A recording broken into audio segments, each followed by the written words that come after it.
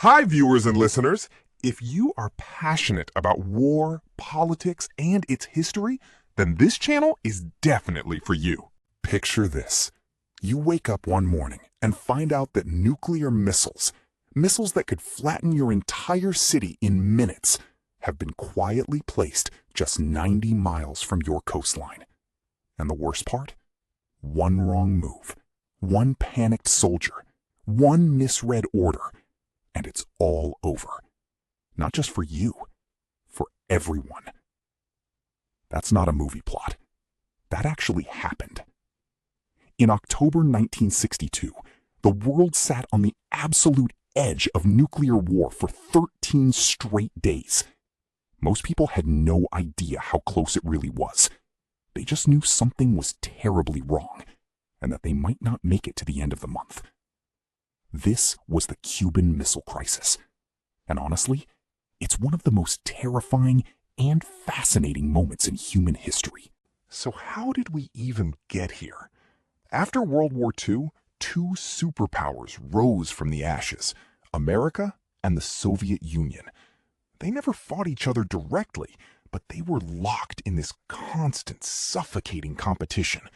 Military alliances, spy games, nuclear weapons, everything was a chess move.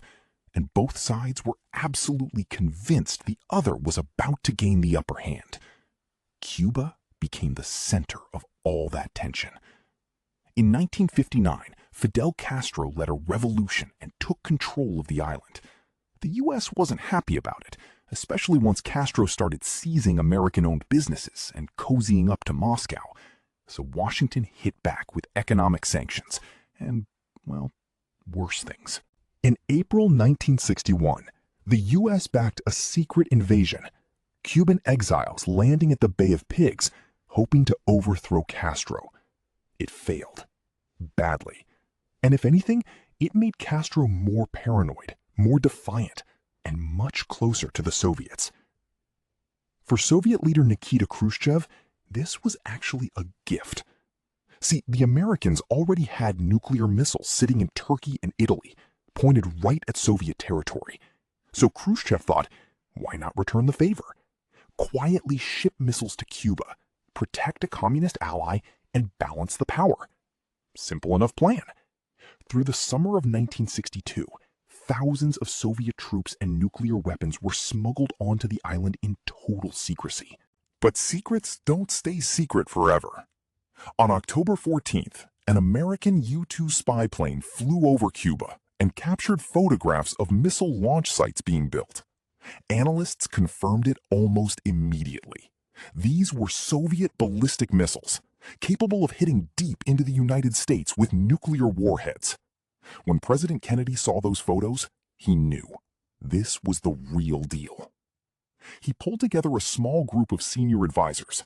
They called themselves XCOM, and for days they went back and forth on what to do.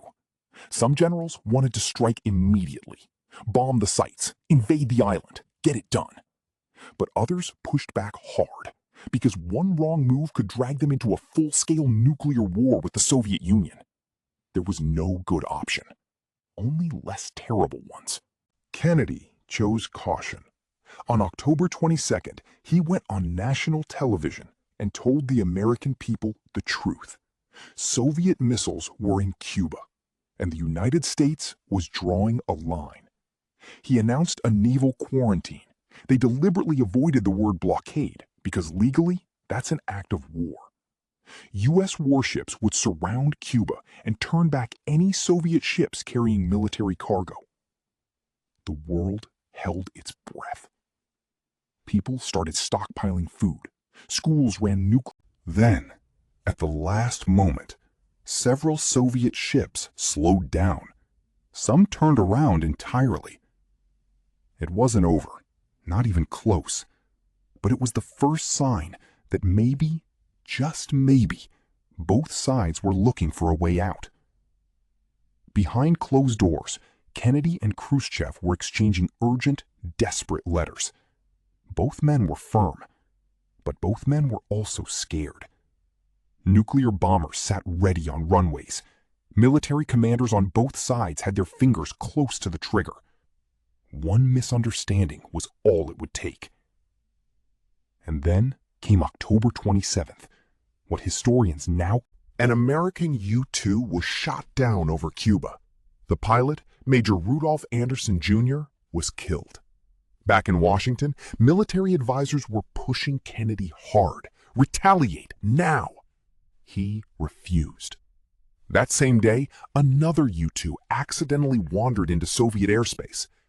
2 separate incidents in one day, either of which could have ignited everything. But the scariest moment?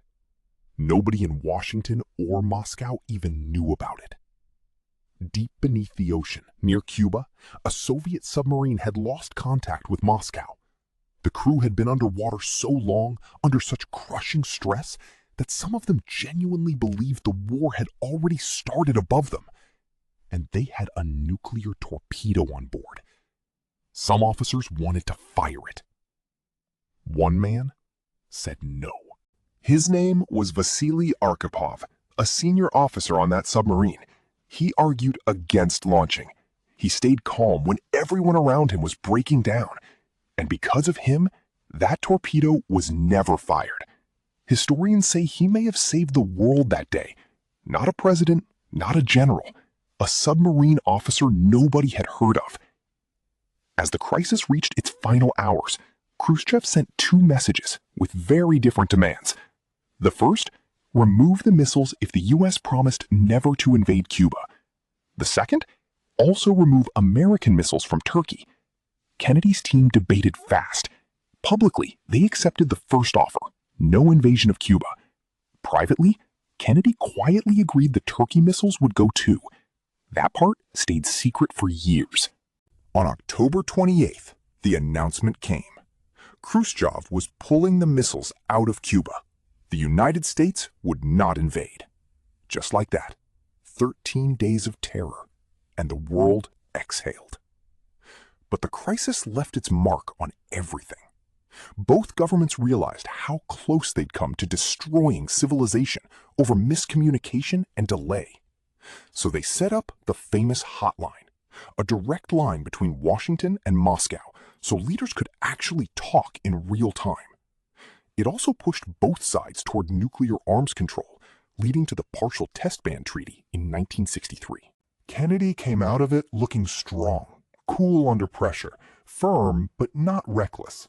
Khrushchev was seen as having blinked, and 2 years later, he was pushed out of power. Castro survived, but he was furious that the whole thing had been settled without him.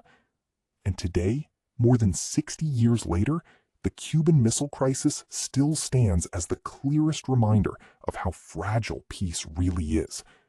13 days, a handful of decisions, and the entire future of human civilization hanging in the balance.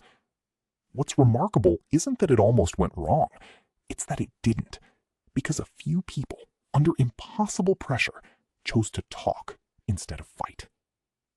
Don't forget to share your thoughts on this in the comments. If you like our content, be sure to like our videos and subscribe to our channel. Your presence means a lot to us.